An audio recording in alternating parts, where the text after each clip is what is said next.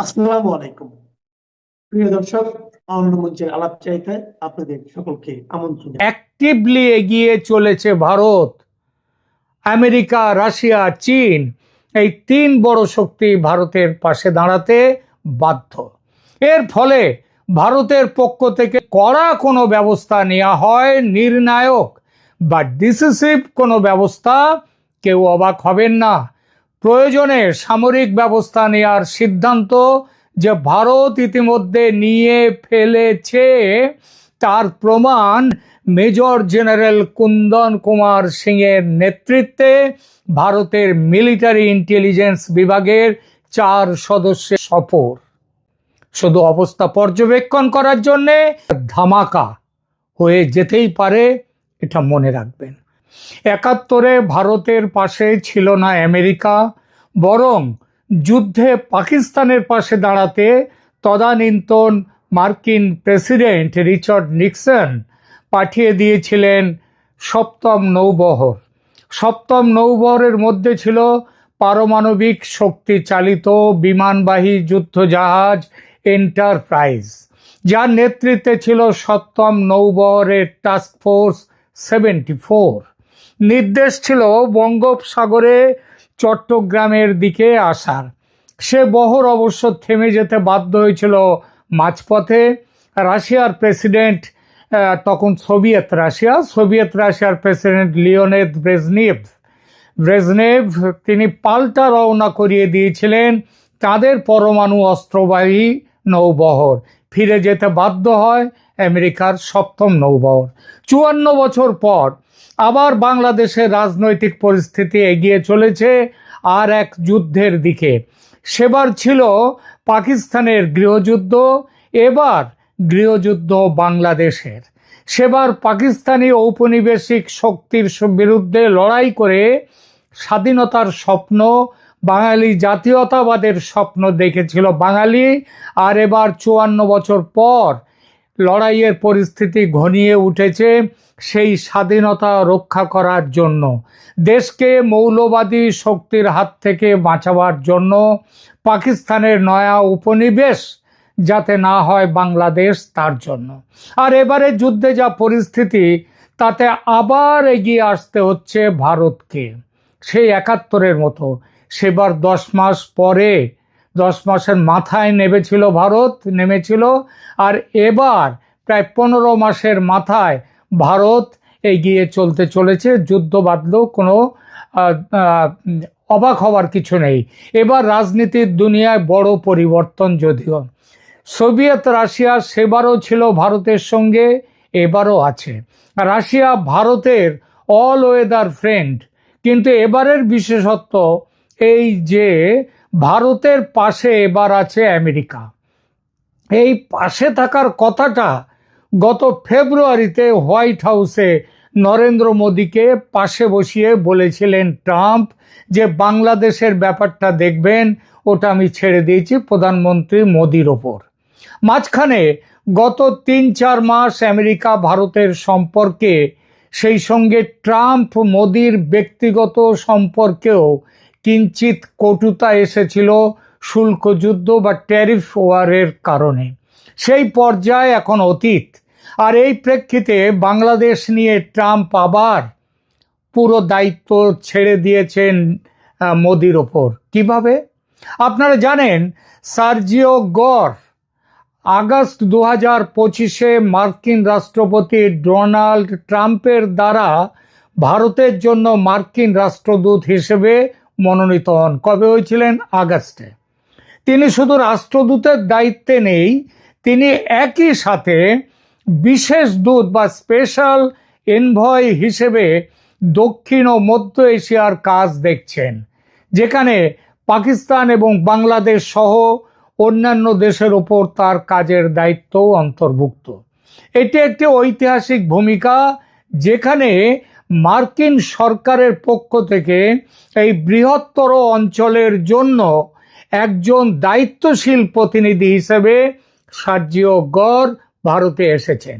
Sergio গর, আগেই বলেছি, আগস্টে তার নিযুক্তি, কিন্তু তিনি কাজের দায়িত্ব গ্রহণ করেছেন অক্টোবর 2025-এর প্রথম সপ্তাহে তার রাষ্ট্রদূতের দায়িত্বটা গ্রহণ করেন এবং এই দায়িত্ব গ্রহণ করে তিনি প্রথমেই আনুষ্ঠানিক সাক্ষাৎ হয় প্রধানমন্ত্রী নরেন্দ্র মোদী, পররাষ্ট্রমন্ত্রী এস জয়শঙ্কর এবং জাতীয় নিরাপত্তা উপদেষ্টা অজিত ডোভালের সঙ্গে আলাদা আলাদাভাবে 7 থেকে 12 অক্টোবরের মধ্যে এই বৈঠকগুলো হয়েছে। এই বৈঠকগুলোতে ভারত মার্কিন সম্পর্ক, বাণিজ্য, প্রতিরক্ষা ও ভিসা নীতি সহ বেশ কিছু অন্যান্য বিষয় নিয়ে আলোচনা হয় বলে আমরা নির্ভরযোগ্য সূত্রে শুধু নয়, এই খবরটা আমাদের ভারতের পররাষ্ট্র দপ্তর থেকেও বলা হয়েছে। এই অন্যান্য ইস্যুর মধ্যে আলোচনার অন্যতম প্রধান বিষয় ছিল বাংলাদেশ। কেন বাংলাদেশ? কারণ এই দেশটি দ্রুত এক রক্তক্ষয়ী গৃহযুদ্ধের দিকে এগিয়ে চলেছে। তাই গত বছর 5 আগস্টে হাসিনা সরকারের পতনের পর থেকে বাংলাদেশ ভালো নেই।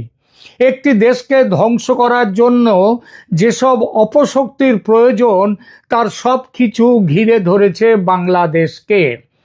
শেখ হাসিনা ফ্যাসিস্ট ছিলেন কিনা, কিংবা থাকলে কতটা ফ্যাসিস্ট ছিলেন বা কতটা অত্যাচারী ছিলেন সেই বিতর্কে যাব না। জুলাইয়ের বিস্ফোরণ গণ আন্দোলন নাকি ষড়যন্ত্র, স্বতঃস্ফূর্ত জনবিক্ষোভ নাকি মেটিকুলাস ডিজাইন, সেটা দেখার জন্য এই আলোচনা নয়।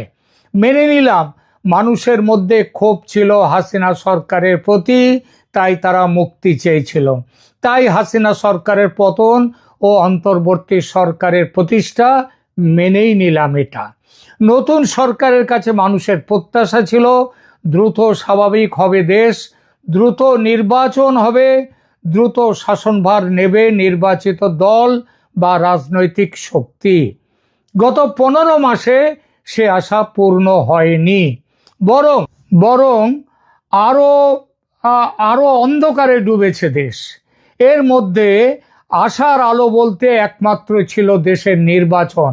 আগামী ফেব্রুয়ারিতে যা হওয়ার কথা, হবে কিনা ঘোরতর সন্দেহ। আওয়ামী লীগ দলকে নির্বাচনে অংশ নিতে দেয়া হবে কিনা এই নিয়ে প্রবল ঝামেলা। এই ঝামেলার মধ্যে হঠাৎই নতুন বিস্ফোরণ ঘটিয়েছে ঢাকার আন্তর্জাতিক অপরাধ ট্রাইব্যুনাল। তারা সরকারের সেই ট্রাইব্যুনালের সিদ্ধান্ত নিয়ে সরকারের এক সিদ্ধান্ত। এই সিদ্ধান্তে কি আছে? এই সিদ্ধান্তের ফলে হাসিনা সরকারের সহযোগী হয়ে অত্যাচারীর ভূমিকায় জড়িত থাকার অপরাধে 25 জন প্রাক্তন ও বর্তমান সেনাকর্তার ট্রাইব্যুনালে বিচারের সিদ্ধান্ত গৃহীত হয়েছে। আর এই ঘটনা সেনাবাহিনীর মধ্যেকার বিভিন্ন গোষ্ঠীর মধ্যে আগে থেকে চলে আসা ফাটল বিপজ্জনকভাবে চওড়া করে দিয়েছে। একটা দেশের সেনাবাহিনী মূলত রক্ষা করে থাকে সেই দেশের শান্তি ও সার্বভৌমত্ব। তারা দেশের গণতন্ত্রেরও পাহারাদার। বাংলাদেশের সেনা সেই রক্ষকের পরিচয়টি বর্তমানে সম্পূর্ণ হারাতে চলেছে। আর এজন্যেই ঘুম ছুটেছে সারা দুনিয়ার। আজকের বাংলাদেশের পরিস্থিতি অত্যন্ত জটিল এবং উদ্বেগজনক। আন্তর্জাতিক অপরাধ ট্রাইব্যুনালের সংশোধিত নিয়মের আওতায় একটি অভূতপূর্ব পরিস্থিতির সৃষ্টি হয়েছে, যা কেবল সেনাপ্রধান ওয়াকারুজ্জামানের ভবিষ্যৎই নয়, বরং গোটা দেশের স্থিতিশীলতাকে হুমকির মুখে ঠেলে দিয়েছে। আন্তর্জাতিক অপরাধ ট্রাইব্যুনালের 2025 সালের দ্বিতীয় সংশোধনী অধ্যাদেশে একটি গুরুত্বপূর্ণ পরিবর্তন আনা হয়েছে। এই সংশোধনীর মাধ্যমে ট্রাইব্যুনালের ক্ষমতা উল্লেখযোগ্যভাবে বাড়িয়ে দেওয়া হয়েছে। গত 8 অক্টোবর ট্রাইব্যুনাল 30 জনের বিরুদ্ধে গ্রেপ্তারি পরোয়ানা জারি করে, যার মধ্যে 25 জনই বর্তমান বা প্রাক্তন সেনা কর্মকর্তা। বাংলাদেশ সেনাবাহিনী 15 জন কর্মকর্তাকে হেফাজতে নিয়েছে, যার মধ্যে 14 জন বর্তমানে চাকরিরত এবং একজন অবসরপ্রাপ্ত। মেজর জেনারেল কবির আহমেদ নামে একজন কর্মকর্তা গ্রেপ্তার এড়িয়ে পলাতক রয়েছেন বলে জানা যাচ্ছে। এই ঘটনা সেনাবাহিনীর অভ্যন্তরে গভীর বিভাজনের চিত্র স্পষ্ট করছে। গত 9 অক্টোবর 57 জন জেনারেলের সভায় অন্তত 4 জন কর্মকর্তা 24 জন সামরিক ব্যক্তিত্বের বিরুদ্ধে ব্যবস্থা নেয়ার বিরোধিতা করেছে। এই বিভাজন সেনাপ্রধান ওয়াকারুজ্জামানের অবস্থানকে আরো দুর্বল করে তুলেছে। সামরিক বিশেষজ্ঞরা জানাচ্ছেন যে সেনাবাহিনীর একটি অংশ ক্রমশ জামায়াতে ইসলামী এবং ইসলামী বিপ্লবী গার্ডের মতো কাঠামোর দিকে ঝুঁকে পড়ছে। পাকিস্তানের আইএসআই এই প্রক্রিয়ায় সক্রিয় ভূমিকা পালন করছে, যা বাংলাদেশ সেনাবাহিনীকে ইরানের রেভলিউশনারি গার্ডের মতো একটি ইসলামী মতাদর্শিক বাহিনীতে রূপান্তরিত করার পরিকল্পনার অংশ। গোয়েন্দা সূত্রে জানা যায় যে ইসলামী বিপ্লবী আর্মি বা IRA গঠনের একটি সুদূর প্রসারী পরিকল্পনা চলমান রয়েছে বাংলাদেশে। এই প্রকল্পটি ইরানের ইসলামী রেভলিউশনারি গার্ড কর্পস বা IRGCর আদলে তৈরি। ইউনূস সরকারের সমর্থনপুষ্ট বৈষম্য বিরোধী ছাত্র আন্দোলন এই নতুন বাহিনী গঠনে নেতৃত্ব দিচ্ছে। এই পরিকল্পনায় প্রথমে একটি মিলিশিয়া গঠন করা হবে, যা পরবর্তীতে নিয়মিত সেনাবাহিনীতে অন্তর্ভুক্ত করা হবে। অর্থাৎ ওই মিলিশিয়াই হবে পরে দেশের সেনাবাহিনী। লেবাননের হিজবুল্লাহ এবং ইয়েমেনের হুতি বিদ্রোহীদের মতো সংগঠনের কৌশল অনুসরণ করে এই বাহিনী গঠন করা হচ্ছে। এই পরিস্থিতির প্রেক্ষিতে ভারত গভীর উদ্বেগ প্রকাশ করেছে। মেজর জেনারেল কুন্দন কুমার সিং এর নেতৃত্বে ভারতীয় সেনাবাহিনীর মিলিটারি ইন্টেলিজেন্স ইউনিটের একটি 4 সদস্যের দল 14 থেকে 16 অক্টোবর ঢাকা সফর করছে। এই খবর আপনাদের আগেই দিয়েছি। এটি ইউনূস সরকার ক্ষমতায় আসার পর প্রথম গুরুত্বপূর্ণ ভারতীয় সামরিক প্রতিনিধি দলের সফর। ভারতীয় গোয়েন্দা সূত্র জানাচ্ছে যে তারা বাংলাদেশ সেনাবাহিনীর ক্রমবর্ধমান ইসলামীকরণ এবং পাকিস্তানের সাথে ঘনিষ্ঠতার বিষয়ে নিবিড়ভাবে পর্যবেক্ষণ করছে। ভারত এই অঞ্চলে ইসলামী বিপ্লবী গার্ড মডেলের বিস্তার রোধে প্রয়োজনীয় সামরিক হস্তক্ষেপের জন্য প্রস্তুত। কুন্দন কুমার সিং এবং তার দলের বাংলাদেশ সফর এই বিষয়টিকে মাথায় রেখে পরিস্থিতি জটিলতর করেছেন ওয়াকারুজ্জামান তার নিযুক্তির পর থেকেই জটিল রাজনৈতিক পরিস্থিতির মুখোমুখি হয়েছেন। প্রাথমিকভাবে তিনি হাসিনা সরকারের পতনের অন্যতম কারণ। তিনি আবার ইউনূস সরকার গঠনেরও প্রধান রূপকার। কিন্তু এখন তার নিজের আসন টলমল করছে। অপরাধ ট্রাইব্যুনাল তার বিরুদ্ধে পরোয়ানা জারি করতে চলেছে এবং সেটা কেবলমাত্র সামান্য সময়ের অপেক্ষা। আর সেটা করলেই আর্মি চিফের চেয়ার ছেড়ে তার জায়গা হবে জেলখানায়। হ্যাঁ, বিচার শুরু হওয়ার আগেই। আর দেশ জুড়ে এই উথাল পাতাল কাণ্ড কারবার যখন চলবে, সেই পরিস্থিতিতে নির্বাচন অসম্ভব। বর্তমান অন্তর্বর্তী সরকার ও এই সরকারের টিকি যার কাছে বাঁধা সেই জামায়াত ও এনসিপি, তারাও এটাই চায়। তারা বহুবার প্রকাশ্যে বলেছে এই সরকার 5 বছর থাকুক এবং সংবিধানকে পুরো পাল্টে তাদের সুবিধা মতো সংবিধান তৈরি হোক, তারপর ভোট হবে। আর ইউনূস নিজেই তো বলেছেন অনেকেই যে আগে সংস্কার তারপর নির্বাচন। এবং তিনি এটাও বলেছেন যে অনেকেই চান, আমেরিকায় গিয়ে এবার বলেছেন এই সরকার 5, 10, 50 বছর থাকুক। তার মনের ইচ্ছা এবং জামায়াত তাদের মনের ইচ্ছা জানতে কারো বাকি আছে? ভারত চায় না তার পেটের মধ্যে থাকা বাংলাদেশ একটি অশান্ত রাষ্ট্র হয়ে থাকুক, ইয়েমেন বা লেবানন বা সিরিয়ার মতো জঙ্গি রাষ্ট্র হোক। এটা চাইছে আমেরিকাও। আর সেজন্য ট্রাম্পের দূত সার্জিও গরকে বার্তা দিয়ে পাঠিয়েছেন প্রেসিডেন্ট ট্রাম্প। বার্তা মানে সবুজ সংকেত, যা করার করুক এবার ভারত, আমেরিকা চুপ থাকবে ভারতের পাশে। বলা বাহুল্য, রাশিয়াও চায় বাংলাদেশ ইসলামী সন্ত্রাসী দেশ যেন না হয়। তাছাড়া ভারত ও রাশিয়ার মধ্যে সম্পর্ক এতটাই গভীর যে ভারত যে সিদ্ধান্তই নিক না কেন বাংলাদেশের বিষয়ে, রাশিয়া তার সঙ্গে সহমত হবে। বাকি বৃহৎ শক্তি চীন, সহজে মনের কথা বলে না চীন। ইউনূসের নেতৃত্বে বাংলাদেশ সরকার যেভাবে চুক্তি করেছে আমেরিকার সঙ্গে, যেভাবে চীনা অস্ত্র বর্জন করে শুধু মার্কিন অস্ত্র ক্রয়ের চুক্তি করেছে, তাতে বাংলাদেশের ব্যাপারে আগ বাড়িয়ে কিছু করতে যাবে না চীন। তবে যেহেতু বাংলাদেশে চীনের বিপুল বিনিয়োগ, তাই তারা চাইবে স্থিতিশীল বাংলাদেশ। সেই লক্ষ্যে এখন এই যে অ্যাক্টিভলি এগিয়ে চলেছে ভারত, আমেরিকা, রাশিয়া, চীন, এই তিন বড় শক্তি ভারতের পাশে দাঁড়াতে বাধ্য। এর ফলে ভারতের পক্ষ থেকে খুব শিগগির যদি কড়া কোনো ব্যবস্থা নেওয়া হয়, নির্ণায়ক বা ডিসিসিভ কোনো ব্যবস্থা, কেউ অবাক হবেন না।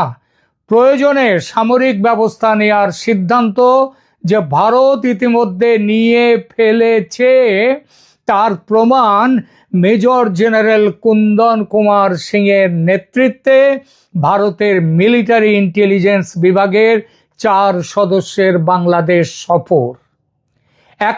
একেবারে প্রায় জোর করে ভারতের এই 4 জন চলে গেছেন বাংলাদেশে শুধু অবস্থা পর্যবেক্ষণ করার জন্যে। তারা এসে রিপোর্ট দেবেন, আর রিপোর্ট দেওয়ার পরে একটা ধামাকা হয়ে যেতেই পারে, এটা মনে রাখবেন।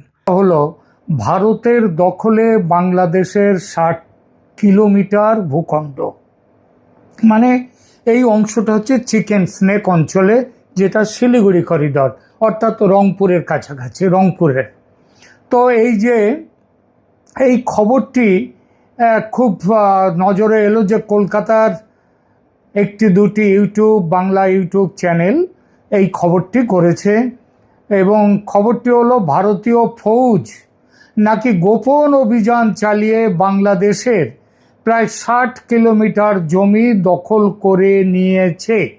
এই জমি শিলিগুড়ি করিডোর বা চিকেন স্নেকের সংলগ্ন মানে এর একদিকে নেপাল আর একদিকে বাংলাদেশ। সুতরাং নেপালের দিকের নয়, নেপালের সাথে সমস্যা নেই।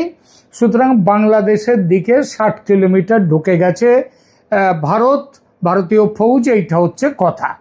এখন এর ফলে কি হয়েছে, এই জমি দখল করার ফলে চিকেন স্নেক নাকি এখন আর মুরগির গলা নেই, সেটা হয়ে গেছে গন্ডারের গলা বা শুয়োরের গলা। এইরকমই কোনো প্রতিষ্ঠিত সংবাদ মাধ্যমের খবর নয় এটা। ভারত সরকারের পক্ষ থেকে বা বাংলাদেশ সরকারের পক্ষ থেকে, দুজনের পক্ষে, এই দুই দেশের পক্ষ থেকে এই বিষয়ে কেউ কোনো পুষ্টি করেনি। অবশ্য সরকার পুষ্টি না করলে বা প্রতিষ্ঠিত সংবাদ মাধ্যম কোনো খবর না দিলে সে খবর যে মিথ্যে হয়, গুজব হয়, এমন তো নয়। এরকম অনেক দেশ নানা কারণে তারা আসল খবরটা দেয় না। একটা উদাহরণ দিই, আপনার একটা রাহুল গান্ধী 2022 সালে দাবি করেছিলেন যে চীন ভারতের 2000 বর্গ কিলোমিটার জমি দখল করে নিয়েছে। এই নিয়ে সুপ্রিম কোর্টে মামলা হয় রাহুল গান্ধীর এই বক্তব্য তার জন্য। সুপ্রিম কোর্ট রাহুলকে কঠোর ভাষায় ভর্ৎসনা করে বলে, কিভাবে আপনি জানলেন 2000 বর্গ কিলোমিটার দখল হয়েছে? কোনো বিশ্বাসযোগ্য প্রমাণ আছে? রাহুল প্রমাণ দিতে পারেননি। তবে তিনি প্রমাণ না দিতে পারলেও পরবর্তী সময়ে সত্যিকারের পরিস্থিতি দেখা গেছে গান্ধীর দাবি সম্পূর্ণভাবে সঠিক না হলেও এর পেছনে বাস্তব সামরিক ঘটনা রয়েছে। সেগুলো কি? উপগ্রহ চিত্রের মাধ্যমে দেখা গেছে চীন ভারতীয় ভূমিতে নতুন সামরিক ক্যাম্প এবং সুবিধা নির্মাণ করেছে। এটি স্যাটেলাইট চিত্রে দৃশ্যমান। বাফার জোন চুক্তির ফলে ভারত কমপক্ষে 2 কিলোমিটার প্রবেশ অধিকার হারিয়েছে। এটিও ভারতের সামরিক বিশ্লেষকদের দ্বারা যাচাই করা হয়েছে। গালওয়ান মানে লাদাখের সীমান্তের ওখানে 26টি পেট্রোলিং পয়েন্টের মধ্যে ভারত কমপক্ষে 2-3টি পয়েন্টে অ্যাক্সেস মানে যাওয়ার রাস্তা হারিয়েছে।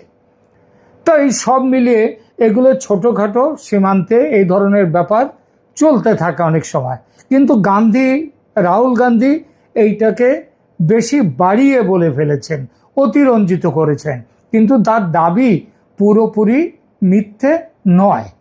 তো এখানেও সুতরাং এটা তো ভারতও বলেনি, চীনও বলেনি যে তারা এত জমি দখল করেছে, চীন বলেনি ভারতের এত জমি দখল করেছে, ভারত সরকারও বলেনি চীনের এত জমি, চীন এসে তাদের এত জমি নিয়েছে। তবু একটা স্যাটেলাইট চিত্রের মাধ্যমে যে খবরটা এলো সেটা দিলাম, যেটা রাহুল গান্ধীর বক্তব্যকে একটু হলেও সেটার পক্ষে থাকে। শিলিগুড়ি করিডর বা চিকেন স্নেকের প্রসঙ্গে আসে। চিকেন স্নেকের কাছে ভারত বাংলাদেশের 60 কিলোমিটার জমি দখল করেছে। এই খবরটি কি তেমন পুরো মিথ্যে নাকি পুরো সত্যি কিংবা কিছু পরিমাণে সত্যি, সেটা একটু দেখা যাক।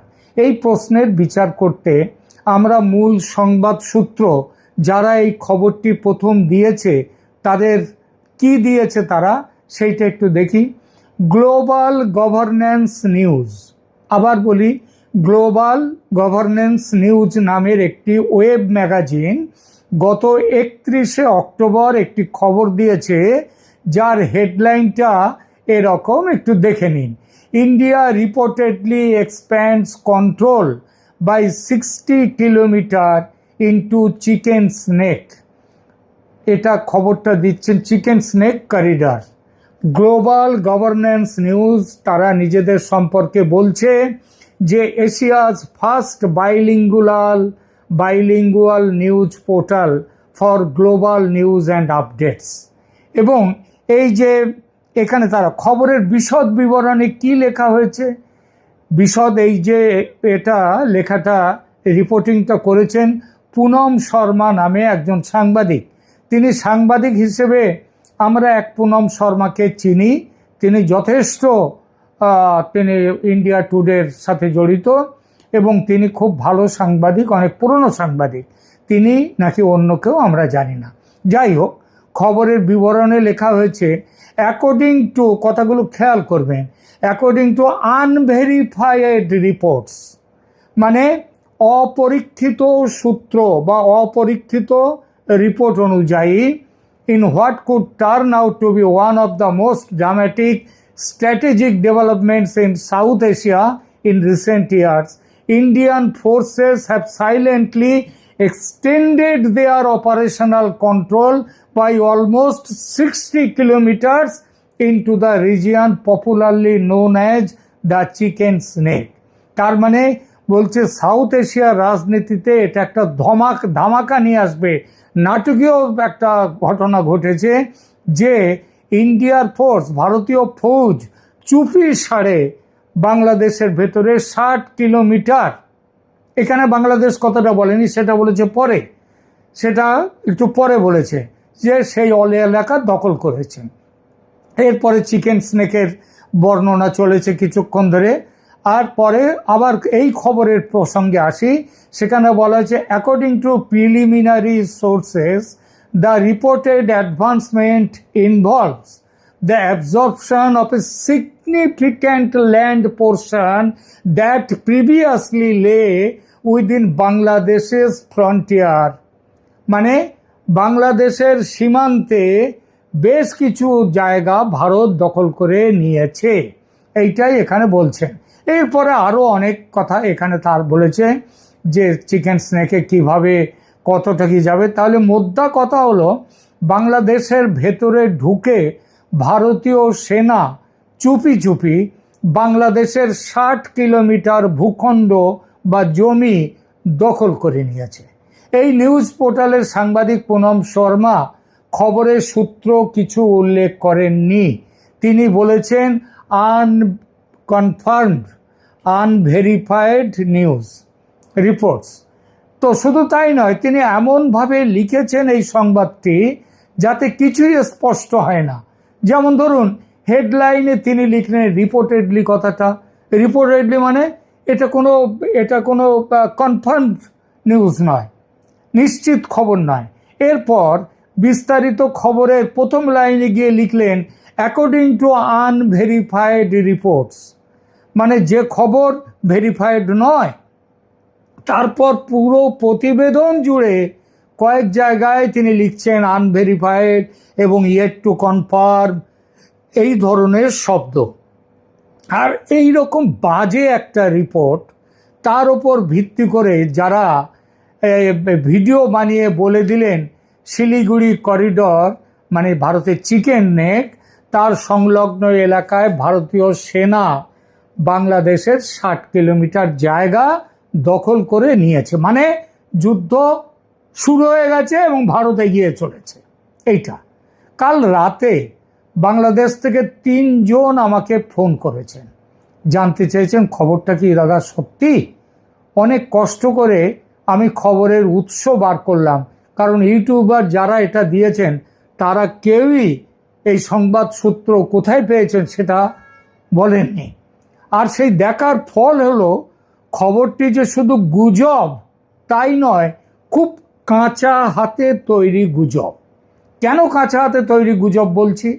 একটা কারণ তো ইতিমধ্যে বলেছি, আনকনফার্মড, আনভেরিফাইড, রিপোর্টেডলি ইত্যাদি ইত্যাদি বলে খবর পরিবেশন করা।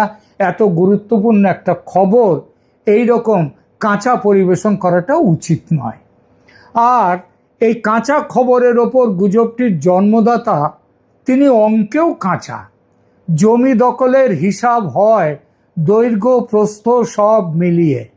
এটা করতে গেলে কিলোমিটার চলে না, লাগে বর্গ কিলোমিটার, অর্থাৎ দৈর্ঘ্যে কতটা নিয়েছে, চওড়ায় কতটা নিয়েছে। এখানে 60 কিলোমিটার বলে দিলাম আর হয়ে গেল। তার মানে কি ভারতের সেনা সোজা 60 কিলোমিটার ভেতরে ঢুকে গেছে? তাদের ডাইনে বাঁয়ে তারা কোনো কিছু তাদের অধিকারের মধ্যে না রেখেই ভেতরে ঢুকে গেছে? একটা কথা স্পষ্ট করে বলে দিই, ইতিপূর্বে আমার একাধিক ভিডিওতে বলেছি, ভারত বাংলাদেশে শক্তি প্রয়োগ করে সমস্যা মেটাতে চায় না, কারণ তাতে মানুষের প্রাণহানি ঘটে। তবে এটাও ভারত চায় না যে দেশটা ধর্মান্ধদের দখলে চলে যাক, পাকিস্তানের হাতে চলে যাক, বরং ভারত চায় প্রতিবেশী দেশ হিসেবে বাংলাদেশ সুস্থ থাকুক, শান্তিতে থাকুক, উন্নতি করুক। আর সেই লক্ষ্যে শান্তির পথে, গণতন্ত্রের পথে উত্তরণ ঘটাতে, বাংলাদেশের উত্তরণ ঘটাতে যেটা করা দরকার শান্তিপূর্ণভাবে, সেটাই ভারত সরকার করতে চাইছে। তার জন্যেই ভারত বারবার চাপ দিয়েছে, সারা পৃথিবী জুড়ে ভারত তাদের দাবিকে পৌঁছে দিয়েছে যে ভারতে বাংলাদেশে যে নির্বাচন হতে যাচ্ছে সেই নির্বাচন ফ্রি, ফেয়ার অ্যান্ড ইনক্লুসিভ নির্বাচন হোক, আওয়ামী লীগও সেখানে থাকুক, সব দল সেখানে অংশ নিক, এবং সেই নির্বাচনে জিতে যারা আসবেন ক্ষমতায় ভারত তাদের সঙ্গে থাকবে।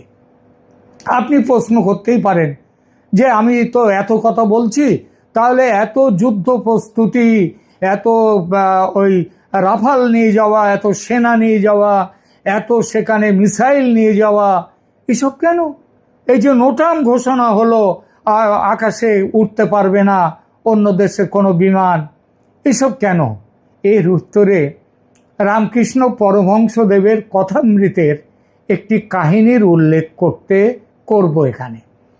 দেখুন, এক জায়গায় একটা মাঠ, জঙ্গল, সেখানে খুব রাগী আর ভীষণ বিষধর একটা সাপ ছিল। সেই সাপটার ভয়ে গ্রামের বালকরা মাঠে যেত না। একদিন এক সাধু যাচ্ছিলেন সেখান দিয়ে, সাপ ছুটে এলো তাকে দংশন করার জন্যে, কামড়াবার জন্যে। সাধু তাকে বললেন, তুমি খুব ভালোভাবেই জানো যে তোমার দংশনে ভীষণ বিষ আছে, এবং তোমার দংশন পড়লে তুমি কামড়ালে কেউ বাঁচবে না। তো ঈশ্বরের দেয়া প্রাণ নিয়ে তোমার লাভটা কি? তুমি আর দংশন করো না কাউকে। এখন থেকে অহিংসা ও ভালোবাসা হোক তোমার ধর্ম। সাপ বলল, তথাস্তু গুরুদেব। এরপর বেশ কিছুদিন কেটে গেছে। সাধু একদিন সেই পথে আবার যাচ্ছেন। শিষ্যের অর্থাৎ সাপটির খোঁজ করলেন তিনি। দেখলেন, খুঁজতে খুঁজতে দেখলেন যে সাপটা তো নিজে ছুটে এলোই না, বরং দেখলেন সে একদিকে নির্জীব, প্রায় মরার মতো হয়ে পড়ে আছে। সাধু জানতে চাইলেন, এ কি, এমন অবস্থা কি করে হলো তোমার? সাপ বলল, গুরুদেব, ওই যে ভালোবাসা আর অহিংসার মন্ত্র দিয়ে গেলেন আপনি, তারপর থেকে আমি আর কাউকে ভয় দেখাই না, কাউকে কামড়াতে যাই না। বালকের দল কাছে এলেও আমি ছুটে যাই না, আমি চুপ করে পড়ে থাকি। এটা দেখে ওদের সাহস বেড়ে গেল। ঢিল ছুঁড়ে, পাথরের টুকরো ছুঁড়ে মারতে লাগলো আমাকে, এমনকি কাছে এসে লাঠি দিয়েও মারে। তাতেও আমি আজকে মরতে বসেছি গুরুদেব। সাধু তাকে বললেন যে, বাবা, আমি তোমাকে কামড়াতে বারণ করেছি, ফোঁস করতে তো বারণ করিনি, ফোঁসটা করবে। ভারতের সমরসজ্জা এই ফোঁস করা, কামড়ানো নয়। কিন্তু এখানে আর এক প্রশ্ন ওঠে, ইউনূসের বাংলাদেশ যদি জেনে যায় ভারত কামড়াবে না, কেবল ফোঁস করতে থাকবে, তাহলে তো তার শিক্ষা হবে না, তাহলে তার সাহস তো বেড়ে যাবে। তখন কি হবে? এর উত্তরে ওই একই কথা বলতে হয়, বাংলাদেশকে সুমতি দেওয়ার জন্য ভারতের ফোঁসটুকুই যথেষ্ট। আর তাতে কাজ না হলে বেয়াদব শিশুকে শিক্ষা দিতে যেমন বেতের ছড়ির সাপাসপ কয়েক ঘা দরকার হয়, তেমন কয়েক ঘা পড়বে বাংলাদেশের উপরে। সেটা অবাধ্য শিশুকে, বাংলাদেশকে মেরে ফেলার জন্য নয়, তাকে শিক্ষা দিয়ে সঠিক পথে ফিরিয়ে আনার জন্য। আমি জানি মিয়া ইউনূস তিনি শিক্ষা পাওয়ার মানুষ নন। তিনি যে কোনোভাবেই হোক তিনি ঢিল ছুঁড়বেন ভারতের দিকে, পাটকেল ছুঁড়বেন, তবে কিছু করতে পারবেন না। এবং তাকে ভারত ওই জন্যই চেষ্টা করছে ঠিকভাবে, সহজভাবে জিনিসটাকে, সমস্যাটাকে মেটাবার। আপাতত এটুকুই, ধন্যবাদ। আবার বলে দিই একটা কথা, ভারত বাংলাদেশের কোনো জমি নেবে না।